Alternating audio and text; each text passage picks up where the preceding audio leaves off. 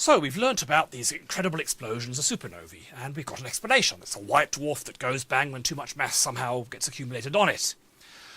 So, whole problem solved?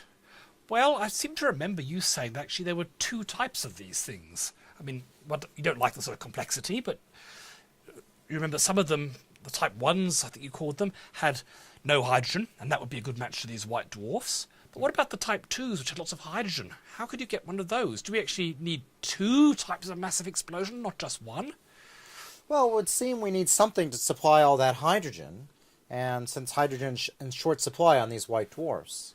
And indeed, it is the case that we need something with a lot of hydrogen, and this was demonstrated because such a supernova, a Type 2 supernova, occurred in the nearby proximity of the Milky Way in the Large Magellanic Cloud on my 20th birthday in 1987.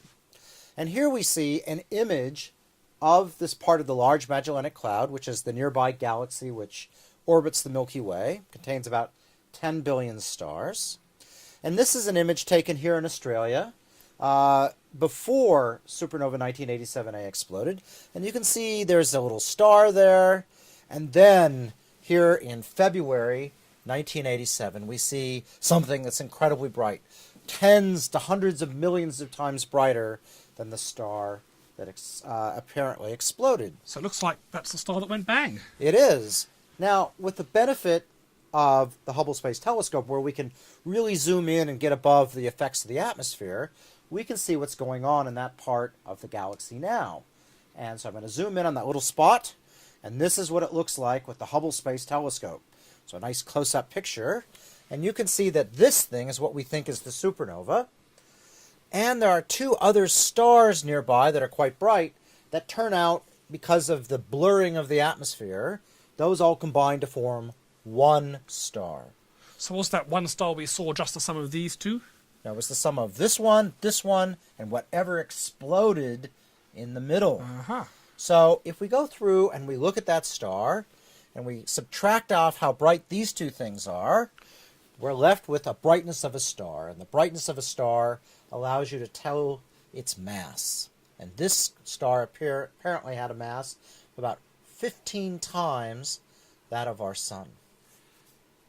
Okay, so that's definitely saying this is not one of these exploding white dwarfs. I mean, a white dwarf would be much too faint. You imagine it might be the companion star that's feeding mass onto the white dwarf, but the companion star had to be less massive than the white dwarf star, otherwise it would have died first, and we need it to die afterwards. So the companion star may be one, maybe two solar masses if you push it, but there's no way it can be as big as this. This is obviously something quite different. Yeah, so this is apparently something that is a different family of object. So how can you get a massive star like this to explode? Well, I think what we need to do is think back to sort of the life cycle of massive stars. So a massive star, of course, burns hydrogen into helium and helium into eventually carbon, just like our sun does. But small stars sort of run into a stumbling block. It's very difficult for them to burn things beyond carbon because they just can't get hot and dense enough. Which is why these normal stars leave us a nice carbon-oxygen white dwarf behind. Absolutely. So if you're a more massive star, when you run out of that nuclear fuel and gravity takes over, it's able to squeeze it harder. Squeeze it so you can start adding heliums onto each successive nucleus. And eventually you end up burning silicon into iron and nickel. But of course, that's a process that turns out only lasts for a few weeks because it's happening so quickly. It's happening at very high temperatures and densities. But it's a different type of process than burning carbon into oxygen, for example.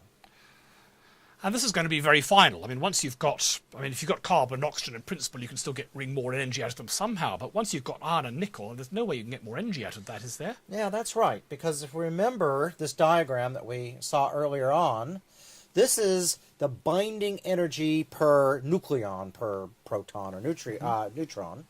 And so what you see is that there is this maximum, which turns out to be right at iron. And that means that when you try to put things together beyond iron, you're it's going to take energy. And if you try to break iron apart, it takes energy. So you're at that maximum spot where you can't really do any more nuclear power. So once you've got a large mass of iron and nickel in the middle here, as a result of this rapid few weeks process, what's going to happen then? I mean, it's going to be very massive, and it's not going to have any more source of fuel, so it would shrink down. You think it might shrink down to form a white dwarf, only this time an iron-nickel white dwarf. But this is a very massive star. We're talking 15 solar masses. And as we saw earlier, there's an upper limit to how big a white dwarf can be, set by the Chandrasekhar limit. If you're too massive, the electrons have to be going up faster than the speed of light to be able to resist the pressure. So surely that's it. Game over. It just keeps on shrinking and shrinking and shrinking until it forms a black hole.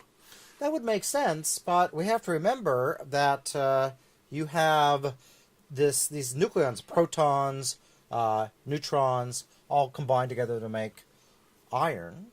But in the 1930s, we had that understanding that neutrons themselves would behave like an electron and have their own degeneracy pressure.